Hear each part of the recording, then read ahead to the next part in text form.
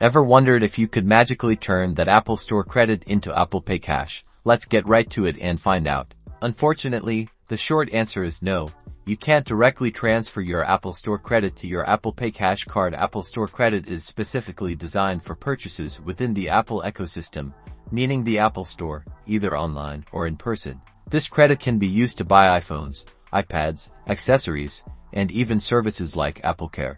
If you're in a physical Apple Store, simply let the employee know you'd like to use your Apple Store credit when you're checking out. They can apply it directly to your purchase. Online, the process is just as straightforward. During checkout, you'll see an option to apply your Apple Store credit balance. If you don't see the option, make sure you're signed in with the Apple ID associated with your Apple Store credit. So, while you can't directly transfer to Apple Pay, you can still put that credit to good use on awesome Apple products and accessories. Now you're all set to use that Apple credit. If you found this helpful, give us a like and subscribe for more Apple tips and tricks.